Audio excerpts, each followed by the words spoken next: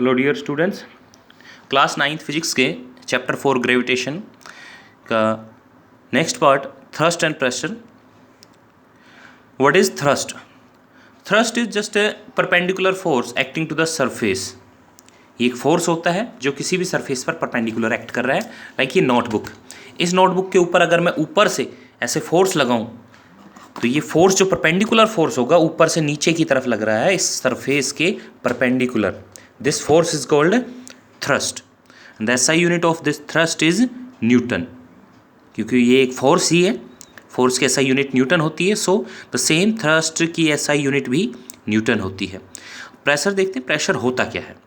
The thrust per unit area is called pressure. जो thrust apply हो रहा है पर यूनिट एरिया, किसी भी एरिया के ऊपर जो थ्रस्ट अप्लाई हो रहा है, that is called pressure. Okay, SI unit of pressure is Newton पर मीटर स्क्वायर और पास्कल। पास्कल एक साइंटिस्ट का नाम है, उनके ऑनर में इसकी एसआई यूनिट पास्कल रखी गई है। सिंबल पीए से इसको डिनोट करते हैं।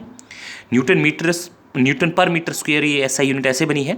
थ्रस्ट की एसआई यूनिट न्यूटन, एरिया की metre square, so Newton per meter square is the SI unit of pressure, and in honor of scientist named Pascal, the SI unit is also given as Pascal, symbol Pa, and we can say 1 Pascal is equal to 1 Newton per meter square. It's a perpendicular force per unit area, जो एक unit area पर लगने वाला होता है। अब इसके बीच में हम डिफरेंस समझ सकते हैं कि प्रेशर ज़्यादा या कब कम होता है, और हम इसको थ्रस्ट से कैसे अलग समझ सकते हैं। मान लीजिए एक पेन है, इस पेन की इस साइड को अगर हम जोर लगाकर बहुत ज़्यादा प्रेशर अप्लाई करके, परपेंडिकुलर थ्रस्ट अप्लाई करके अगर नीचे की तरफ धकेलना चाहें तो ये नोटबुक के अंदर नहीं जाएगा, ये वाला हिस्सा, क्योंकि ये ब्लंट है, इसका एरिया ज़्यादा है।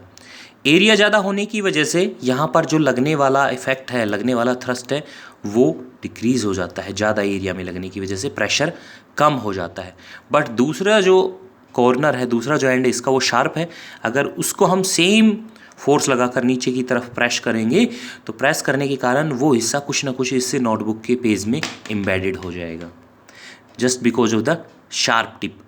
शार्प टिप होने की वजह से एरिया कम हुआ, एरिया कम होने की वजह से प्रेशर बढ़ा। जब भी एरिया कम होता है प्रेशर इंक्रीज होता है, because these are inversely proportional to each other. अगर एरिया कम होगा, कॉन्टैक्ट एरिया कम होगा, तो जो फोर्स लग रहा है उससे लगने वाला प्रेशर ज़्यादा हो जाएगा। अगर एरिया ज़्यादा होगा तो प्रेशर कम होगा। इसके एग्जांपल से आप डेली लाइफ में भी देख सकते हो। जो ब्रिज होते हैं, ब्रिज के बेस जो नीचे वाले एंड होते हैं उनको ब्रॉड बनाया जाता है, चौड़ा बनाया जाता है, ताकि उसके ऊपर जितने भी व्हीकल्स चल रहे हैं उनसे जो फोर्स एग्जर्ट हो रहा है, फोर्स लग रहा है नीचे की तरफ, उससे वो पिलर नीचे की तरफ ना धंसे।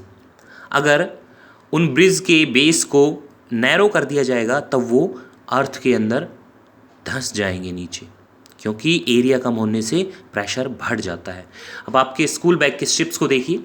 स्कूल बैग की जो स्ट्रिप होती है वो थोड़ी सी ब्रॉड होती है, चौड़ी होती है, ताकि आपके बैग का जो प्रेशर है वो आपके शोल्डर्स के ऊपर डिस्ट्रीब्यूट हो जाए और आपको पेन ना हो।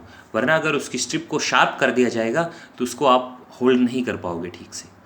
शार्प होने की वजह से वो ज़्यादा कम एरिया में काम करेगी और ज़्यादा प्रेशर एग्जर्ट करेगी, तो जिससे हमें प्रॉब्लम होगी, हम उसको होल्ड नहीं कर पाएंगे। एक नाइफ जो शार्प एज होती है उससे अगर हम कुछ कट करते हैं आसानी से कट कर सकता है। सेम फोर्स से अगर हम उसकी अपोजिट साइड से कुछ कट करना चाहें नहीं कट कर पाएंगे, क्योंकि जो ब्लंट साइड होती है, मोटी सतह होती है, उस सतह से अगर हम किसी भी चीज़ को कट करेंगे तो वहाँ पर प्रेशर कम लगेगा, एरिया ज़्यादा होने की वजह से। लेकिन जो शार्प एज है उसमें एरिया कम होता है, जिस वजह से प्रेशर ज़्यादा लगता है। इसके बहुत सारे और भी एग्जाम्पल हैं जिनको आप डेली लाइफ में देख भी रहे हो। आप कील को दीवार के अंदर लगाना चाहते हो तो उसके ऊपर हथौड़ी से चोट लगाते हो, जिससे वो दीवार में चली जाती है। लेकिन अगर उसी कील का दूसरा हिस्सा जिस पर चोट लगाते हैं वो हिस्सा हम दीवार में धकेलना चाहें तो फोर्स लगाने के बाद भी वो नहीं जाएगा, क्योंकि उसका एरिया ज़्यादा हो जाता है। तो ये है डिफरेंस थ्रस्ट एंड प्रेशर के बीच में। Thanks for now. Next video में हम इसके next part pressure in fluids के बारे में बात करेंगे।